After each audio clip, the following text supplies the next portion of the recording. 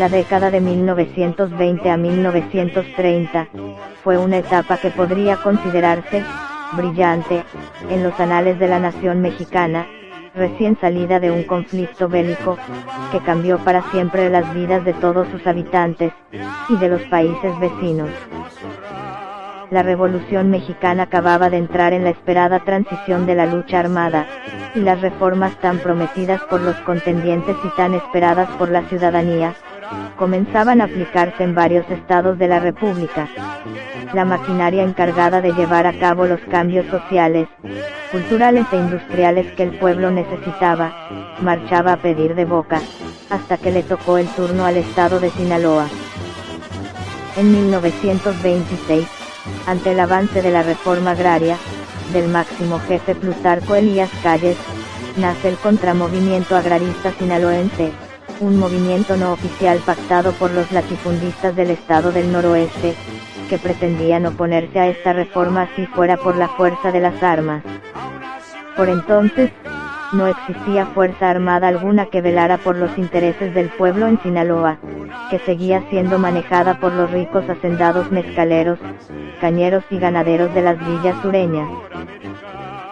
Para esto los terratenientes contrataron y armaron a varios grupos de hombres, para convertirlos en sus ajustadores, y que velaran por la seguridad de sus tierras ante la invasión de los campesinos, en los latifundios que se sentían protegidos por la reforma agraria.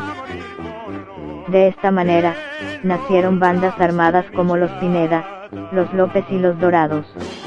La mayoría de estas bandas estaban compuestas por jóvenes pueblerinos, algunos de ellos capataces de las haciendas que los contrataban, y otros simples campesinos ociosos.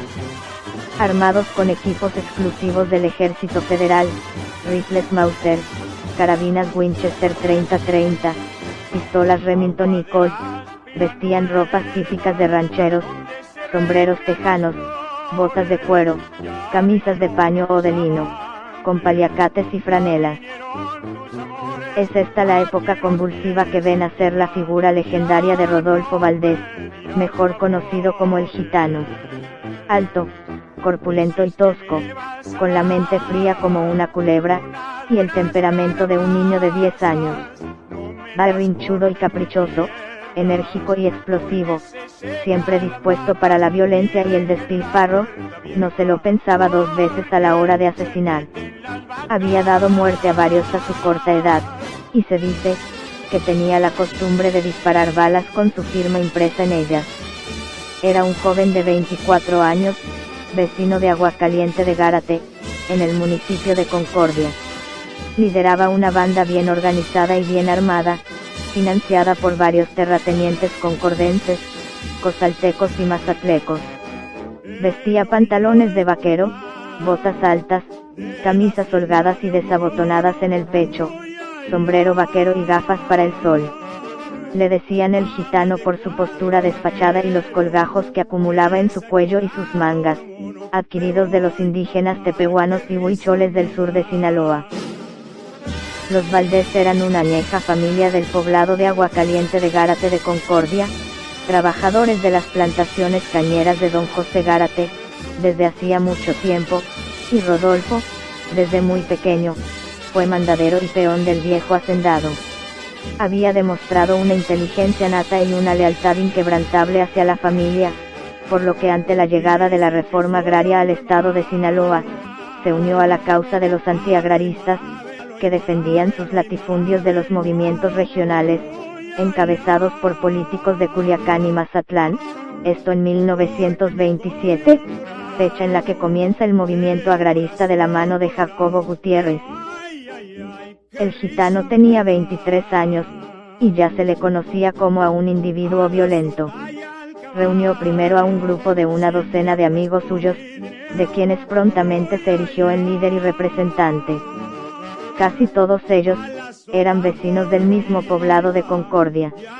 Agustín Salcido, el Indio, Juan Samaniego, el Kelly, y Ramón Barrientos, el Chino, eran algunos de los integrantes de su banda, quienes adoptaron el mote de los Dorados, tal vez en alusión al ejército de Pancho Villa. Pero los hacendados que contrataban sus servicios les denominaban guardias blancas, y la gente pueblerina les llamaba los del monte, pues era la serranía su principal campo de acción, desde donde operaban, y en donde se refugiaban cada vez que golpeaban a algún líder agrarista. El principal golpe dado al movimiento sucedió en agosto de 1928, cuando asesinaron a Jacobo Gutiérrez, personaje que fue tomado como ícono de lucha por los agraristas. Después de su muerte, el gobierno declaró la guerra a las guardias blancas, tornándose el conflicto de rebeldía en uno decididamente bélico. En 1930, la revuelta antiagrarista recrudeció el conflicto civil, tornando el sur del estado en una zona altamente violenta. Los agraristas comenzaron a armarse contra las guardias blancas, al no poder contar con el apoyo político, ya que la política de entonces en el estado, iba contra lo designado por el máximo mandatario del país, Pascual Ortiz Rubio. Mi gusto es, y quién me lo quitará, solamente Dios del cielo me lo quita. Mi gusto es el amarte, jovencita, dope en eso